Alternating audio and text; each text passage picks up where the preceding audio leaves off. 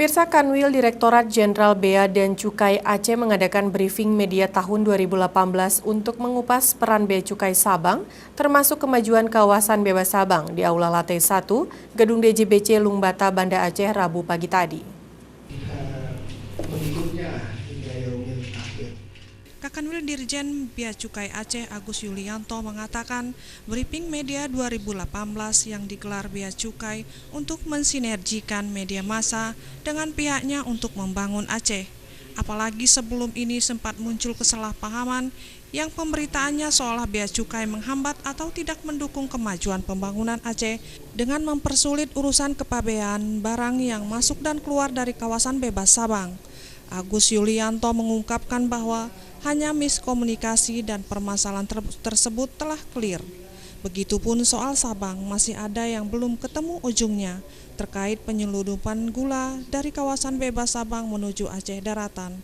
Namun pihaknya akan gencar mensosialisasikan soal ini kepada masyarakat pengusaha, sehingga ke depan tidak muncul lagi kesalahpahaman juga pelanggaran aturan perundang-undangan yang berlaku. Ya, validitas free trade zone tidaklah dipahami sebagai fasilitas kebebasan Sabang yang sebebas-bebasnya, boleh masukkan apa saja dan semuanya, tidak, karena tujuannya adalah bagaimana kemudian diberikan kebebasan dalam hal fasilitas perizinan, tidak dikenakan biaya masuk dan sebagainya untuk mengembangkan ekonomi maupun kesejahteraan masyarakat di Sabang. Nah, jadi artinya bahwa free trade zone itu bukan berarti kemudian bebas sebebas-bebasnya, tetapi bebas sesuai dengan aturan dan ketentuan yang berlaku. Nah, bagaimana kita memahami aturan dan ketentuan yang berlaku ini supaya betul-betul Sabang ini bisa berkembang.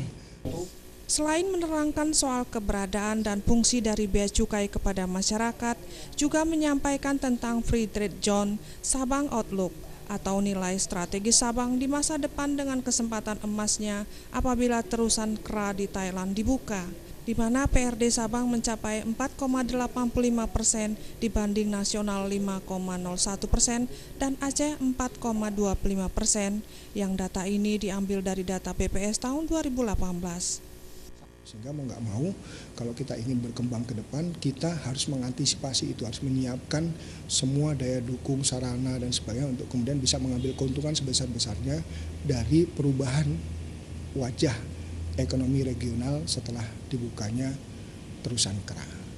Hadir pada acara briefing media 2018 yaitu Hadi Haryadi, Kepala Seksi Fasilitas dan Perizinan 1 yang juga pemateri, Erwindra Rahmawan, Kepala Bidang Fasilitas Kepabeanan dan Cukai DJB Aceh, Kun Rahmanto, Kepala Kantor KPPBC TMPC Sabang, Trianto, Kepala Seksi Bimbingan Kepatuhan dan Humas, Yonatan Agung Fahlepi, Kepala Seksi Keberatan dan Banding.